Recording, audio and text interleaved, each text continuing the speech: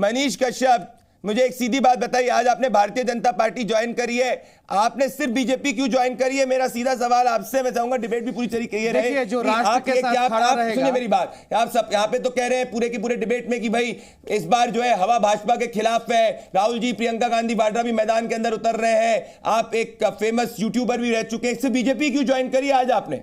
250 से कम सीटों पे जो है कांग्रेस लड़ रही है। कांग्रेस तो अपने दम पे कभी सरकार बना ही नहीं पाएगी। कांग्रेस बैसाखियों के सहारे अभी चल रही है और परिवारवाद का प्रकाष्ठ जो है वो कांग्रेस है।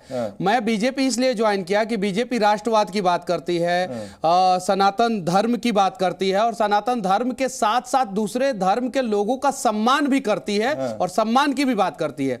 यहाँ पे तो कांग्रेस वाले बात करते हैं कि पहला अधिकार इनका है तो पहला अधिकार उनका है। अब जरा बताइए कि जो पार्टी जो है बांग्लादेशी और रोहिंग्या को देश में बसाने की बात करे, उस पार्टी के साथ कोई राष्ट्रवादी जाने का प्रयास भी नहीं करेगा। इसलिए मैं भारतीय जनता पार्टी ज्वाइन किया। और हाँ, आपकी कितनी फॉलोइंग है? आपकी काफी, आप जो है ग्राउंड पे, तो मैं ये कहना चाहता हूं, आप इसी पे चीज रहे, इस पे आगे मैं चीज करूंगा। मैं डिबेट पे वापस आना चाहता हूं। एक चीज मैं कहना चाहता हूं, प्रोफेसर अजय उपाध्याय, आनंद दुबे जी, देखिए ये व्यक्ति की बिहार में काफी फॉलोइंग है और ये जाके आज बीजेपी ज्वाइन करते, आप लोग समझिए, ऐसा तो नहीं आप लोग यूथ से कनेक्ट नहीं हो पा रहे। आनंद दुबे जी ऐसा तो नहीं आप यूथ, आनंद दुबे जी और के जी रहेंगे, आनंद दुबे जी आप यूथ से कनेक्ट नहीं हो पा रहे, आप सनातन से कनेक्ट नहीं हो पा रहे, आप समझ नहीं पा रहे कि भाई जमीन का सेंटिमेंट क्या है। आप इस वक्त जो है वायनाड के बाद में प्रभु श्री राम की प्राण प्रतिष्ठा करने जा रहे हैं, तो लोगों के मन में दो जाना चाहिए, 100% आना चाहिए, लोगों के मन में दो थॉट प्रोसेस आ रहे हैं। प्रदीप जी, अरे प्रदीप जी बोलने तो दीजिए। आप इतना धारा प्रवाह बोलते हैं कि सामने भैया, मैं बाला साहेब ठाकरे जी के भाषण भी सुनता था और सब करके सुनता था, आपको उनसे चीज करना चाहिए, हम तो धारा प्रवाह बोलेंगे ही। अरे सुनिए तो मनीष, जवाब दीजिए, आज आप जवाब कम, थोड़ा ठंडा जवाब दे रहे, बैकफुट में आ जाओ। उनको बहुत सारी शुभकामनाएं हैं, लेकिन इसका यह मतलब नहीं कि लोग कांग्रेस ज्वाइन नहीं करते हैं।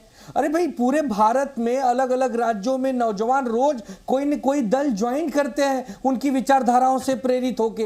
तो इस एक मनीष कश्यप जी के बीजेपी ज्वाइन करने से अब क्या पूरा भारत का नौजवान बीजेपी थोड़े ना ज्वाइन करने लगेगा? नौजवानों से पूछिए ना कि उनकी 2 करोड़ नौकरियां कहां हैं, नौजवानों से पूछिए ना कि उनके घर की इस समय स्थिति क्या है, उनसे पूछिए ना कि जो घर में गैस का सिलेंडर है उसमें गैस कितनी महंगी पड़ रही है। जब नौकरियों के लिए कॉलेज से बाहर निकलता है तो उसकी क्या स्थिति बीजेपी ने कर दी है, पूछिए ना उस नौजवान से।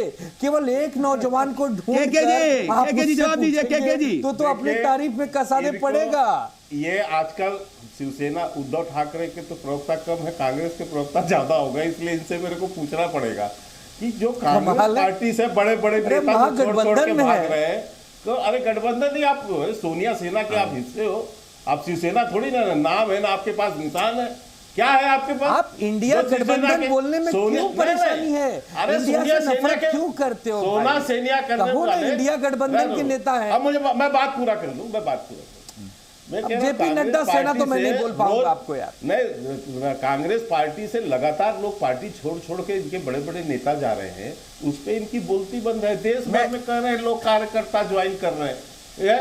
मुझे आश्चर्य है कि कांग्रेस के आधा से भी कम आज आपने कर्नाटक की न्यूज़ नहीं देखी क्या? आज कर्नाटक में भाजपाइयों ने कांग्रेस मनीष कश्यप के पास आना चाहता हूं।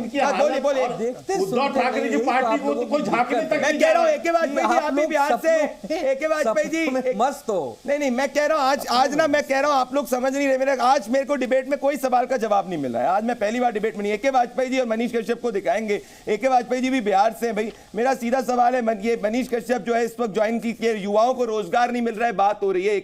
एके वाजपेयी जी, क्या जो ये टाइमिंग है प्रभु श्री राम के मंदिर में जाने की भी जो टाइमिंग है, वो सिर्फ टाइमिंग इसीलिए है क्योंकि वायनाड का चुनाव है, उसके बाद ही मंदिर जाया जा रहा है? उसके पहले भी तो जाया जा सकता था। प्राण प्रतिष्ठा 22 जनवरी को हो चुकी है, 22 जनवरी के बाद से अब तक कितना, फरवरी, मार्च, अब ये अप्रैल चालू, तीसरा महीना चालू हो चुका है। एके वाजपेयी जी क्विक, और फिर मनीष कश्यप।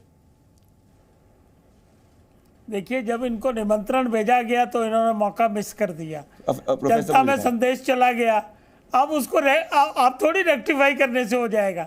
एक घर में जब शादी ब्याह होता है, कोई फंक्शन होता है, इतना जबरदस्त मंदिर का शिलान्यास करके उसका उद्घाटन किया गया, प्राण प्रतिष्ठा की गई, तो उस वक्त जाना चाहिए था। आप जाएं ना जाएं, अब अपने स्वार्थ के लिए जाएंगे तो उसका क्या मैसेज जाएगा? और देखिए, पॉलिटिक्स में और लोकतंत्र में नेता की क्रेडिबिलिटी होती है। मनीष जी बैठे हुए हैं, मनीष जी ने अभी बताया क्यों ज्वाइन किया है। मनीष जी, आपको कांग्रेस में क्रेडिबिलिटी है। एके जी आपने क्रेडिबिलिटी की बात की। एक सेकंड मनीष जी, आप मनीष, तुमने ज्वाइन क्या चीज करके? तुम युवा हो, तुमको कांग्रेस में नहीं देखी क्रेडिबिलिटी? देखिए, कांग्रेस में राहुल गांधी का भविष्य खुद खतरे में है, प्रियंका गांधी जी का भविष्य खुद खतरे में है, रॉबर्ट वाड्रा बार बार भविष्य अपना कांग्रेस में बनाना चाहते हैं, उनका भविष्य नहीं बन पा रहा है। तो देश के युवाओं का भविष्य वहां पे कहां से बनेगा? नहीं बनेगा। ये कह रहे, एक सेकंड, मैं कांग्रेस से लेना चाहता हूं। प्रोफेसर अजय उपाध्याय जी, मैं आपके पास आना चाहता हूं। प्रोफेसर अजय उपाध्याय जी, क्या सनातनी युवा आज आपसे कनेक्ट नहीं हो पा रहा है? क्या सनातनी युवा आपसे, आपके लीडरशिप से कनेक्ट नहीं हो पा रहा है? कन्हैया कुमार हो रहे हैं, पर क्या सनातनी युवा नहीं कनेक्ट हो पा रहा है? प्रोफेसर प्रदीप जी, युवा जो है, युवा होता है देश के लिए, राष्ट्र के लिए और समाज के लिए जीता है। वो सनातनी और धार्मिक और अधार्मिक नहीं होता है, मैं मानता हूं। जहां तक बात आपने जिस महानुभाव को दिखाया है, नौजवान है, अच्छे हैं, पर अभी कुछ महीने तक वो जेल में भी रख कर आए और किन कारणों से आए थे पूरा देश जानता है। राष्ट्र मैं बता देना चाहता हूं, अभी ये जो है चुनाव में भाजपा के विरुद्ध अभी लगे हुए थे। अभी तो शायद नॉमिनेशन भी कर दिया था आपने, नहीं किया हो तो बात नहीं। क्या डील हुई भाजपा से, जरा ये जरूर आप प्रदीप जी के इस शो के माध्यम से जनता को बताइए। बेतिया से आप चुनाव लड़ने की तैयारी कर रहे थे, मैं बस इतना ही अचानक क्या हो गया कि आप चुनाव से बाहर हो गए?